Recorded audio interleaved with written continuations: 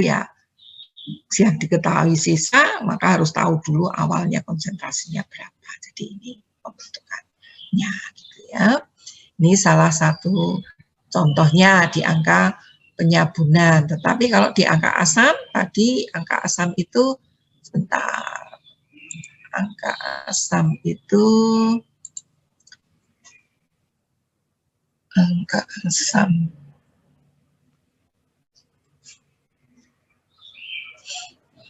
sebentar kok ketutup. Oh, ketutup ini. Sebentar, angka asam.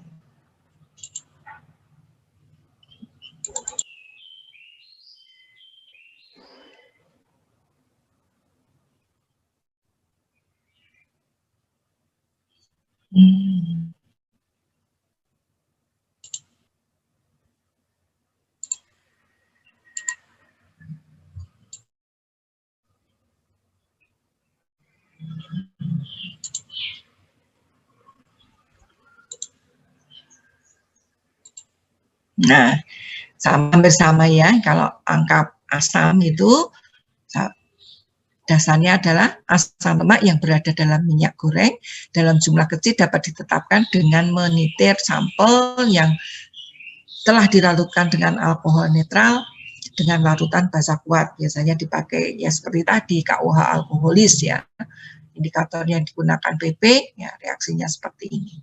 Jadi ini ditimbang 10 gram sampel minyak goreng ya ditambah 30 ml alkohol KOH alkoholis. Nanti biasanya kalau di lab sudah dibuatkan oleh laborannya ya. Kemudian baru ditambah indikator. Nah, ini nanti dididihkan sebentar sebelum ditambah indikator, dididihkan dulu. Kemudian dititrasi dengan menggunakan NaOH ya. Boleh KOH, boleh NaOH ya. Nanti alkohol netralnya ya ditambah PP ditambah ya sehingga perubahan warna gitu. Nah, menghitungnya sama yaitu V1N1 sama dengan V2N2, V1N1-nya sampel ya ditambah kalau di sini NaOH ya, tapi boleh juga KOH. Nah, nanti ini dipakai untuk menghitung ini angka asamnya. Jadi tinggal berapa yang dibutuhkan penetrasinya di situ baru kalikan normalitasnya dikalikan BM dari NaOH-nya. Ya, jadi ini maaf BM dari KOH-nya ya, maaf bukan NaOH, KOH-nya bukan NaOH, ini KOH. Ya, baru nanti akan dihitung berat KOH-nya setiap 1 gram sampel. Kalau di sini 10 ya per 10.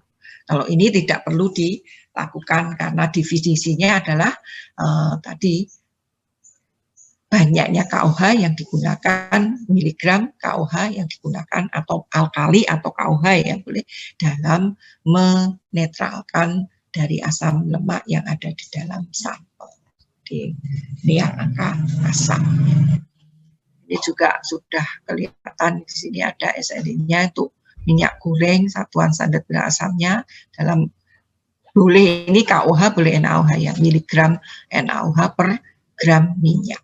Jadi ini sama satuannya, tapi ini dalam standarnya 0,6, jadi kecil ya, 0,6 miligram KOH atau NaOH dalam ya, boleh KOH, boleh NaOH. Gitu. Ini yang asamnya. Ya. Ada yang mau ditanyakan tidak? Ini sama, kalau ini tadi sama. Boleh. Ada yang mau ditanyakan? Ada belum ya?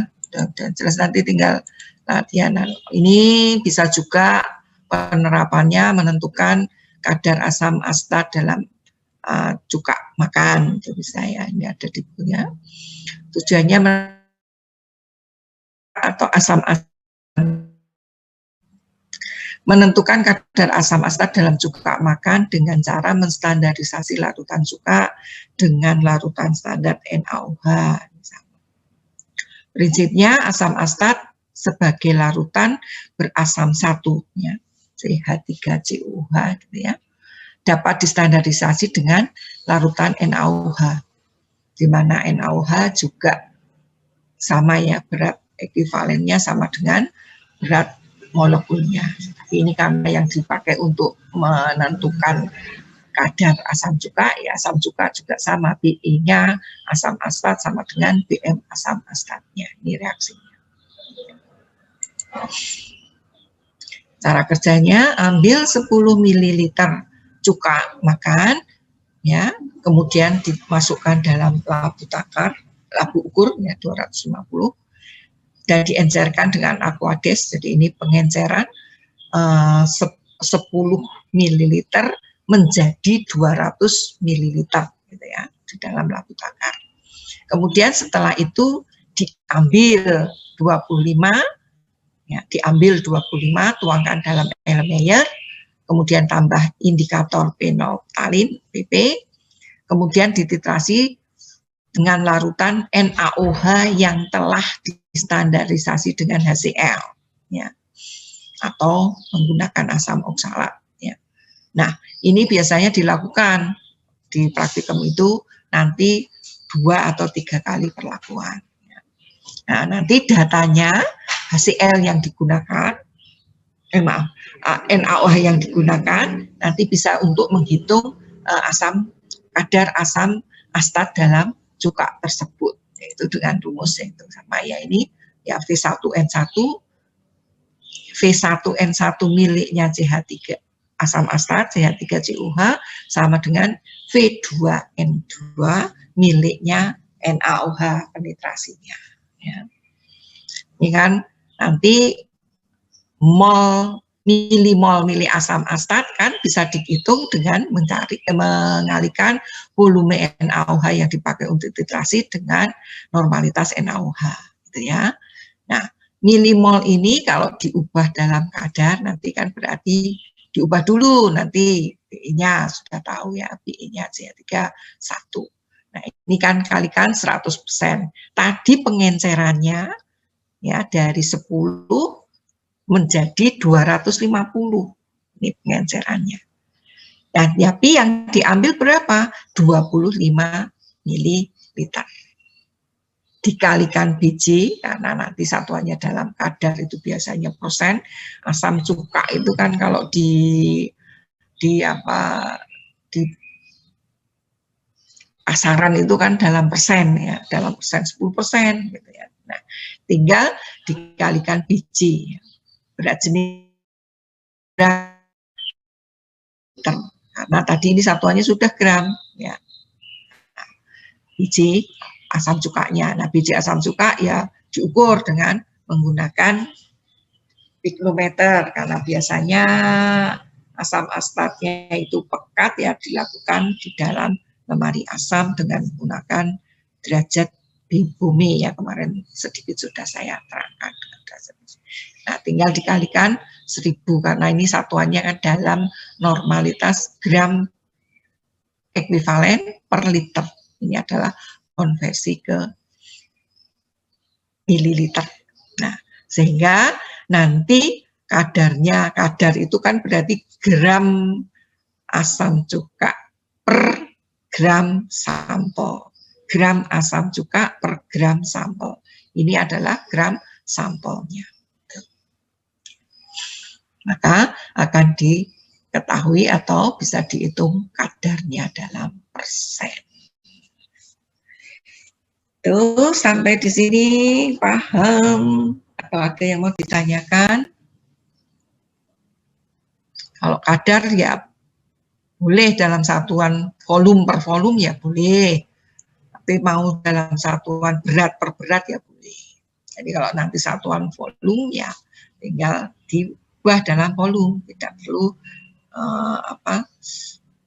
diubah dalam biji ya, dikalikan biji. Tapi kalau ini dalam gram per gram ya tinggal diubah. Gitu.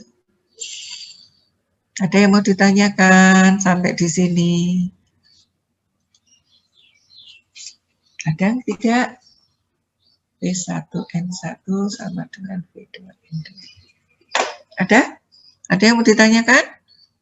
Nah, ini salah satu penerapannya yang ada di dalam beberapa contoh penerapan asam titrasi asam basa. Ini ada beberapa soal, nanti tinggal kamu soal nanti.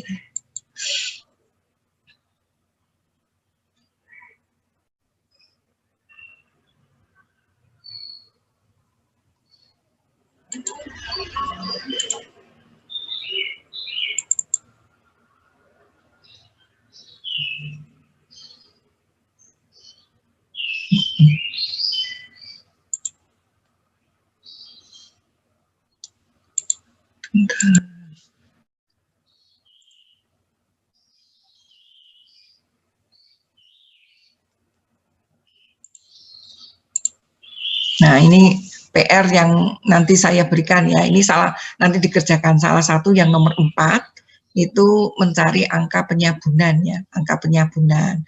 Tetapi ini ada modifikasinya, yaitu sebanyak 1 gram sampel mentega dilarutkan dalam 25 ml KOH 0,25 m. Satuannya sudah milimol per mililiter, jadi tidak usah mengubah ke berat ekuivalen ke mol ya. Setelah terjadi penyabunan sempurna, ternyata untuk menetralkan kelebihan basa diperlukan sekian HCl setiap mililiternya untuk mililiter setiap mililiternya. Tetapi ini HCl setiap mililiternya dapat mengendapkan Ag dalam 37,2 mg garam AgNO3. Nah, kalimat yang terakhir ini berarti ini adalah perlakuan standarisasi dari HCl. Ya, perlakuan standarisasi HCl. Sehingga kamu mencari normalitas HCl itu dengan korelasinya menggunakan ini tadi, ya, AgNO3. Nah, setelah kamu tahu normalitas dari HCl, maka kamu bisa menghitung tadi ya jumlah konsentrasi HCl yang menghitung KOH awal, konsentrasi awal dengan menggunakan HCl yang normalitasnya dihitung dengan menggunakan AgNO3.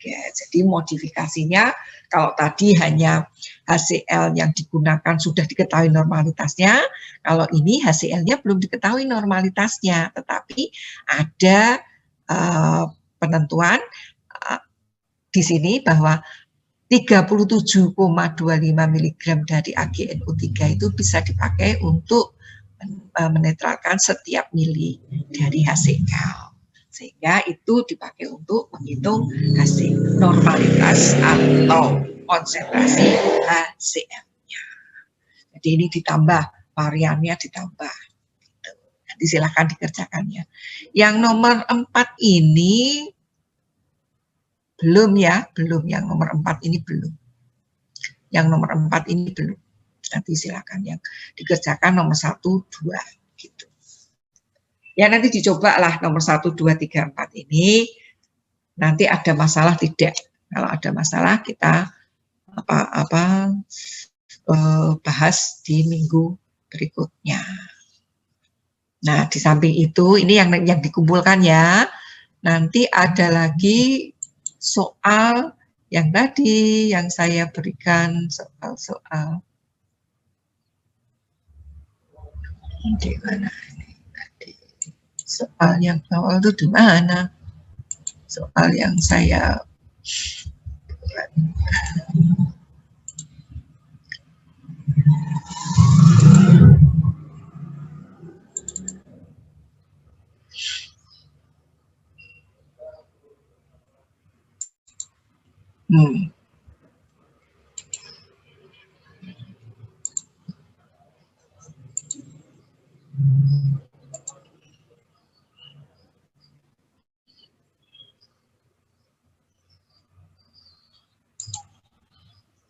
Nih, Ini ada beberapa soal ya, ini juga soal-soal asidi alkalimetri.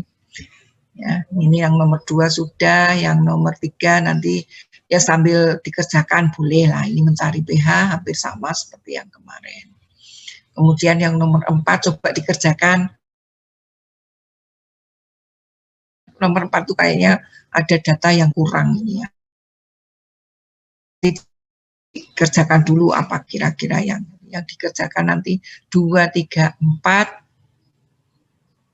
2, 3, 4, 8, 10, 11 gitu ya. 2, 3, 4, 8, 10, 11 ya,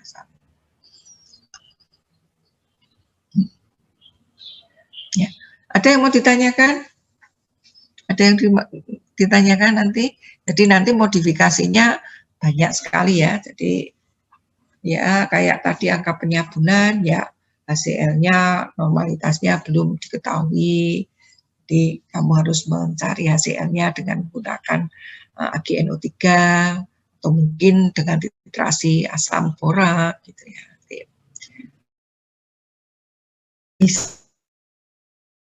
Yang saya contohkan bahwa untuk mencari angka penyabunan itu KUH sudah diketahui normalitasnya awal, kemudian HCl-nya juga sudah diketahui normalitasnya, tinggal titrasi begitu aja, tidak, tapi ini ada modifikasi yang seperti itu.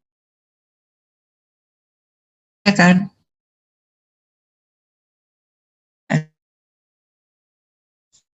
Bu. Mbak Umi. Mbak Umi, ini kelasnya Pak Danang tadi pagi tuh? Tadi ada Mbak Rasda aktif-aktifnya. Ya silakan dicoba dulu soal-soalnya. Apabila besok ada yang mau ditanyakan, silakan, gitu ya. Ya, oke. Kalau tidak ada pertanyaan, hari ini cukup sekian ya. Nanti silakan soal-soalnya dikerjakan dulu. Ya. Akhir kata, wassalamualaikum warahmatullahi wabarakatuh. Waalaikumsalam warahmatullahi wabarakatuh. Terima kasih, Bu. Sama.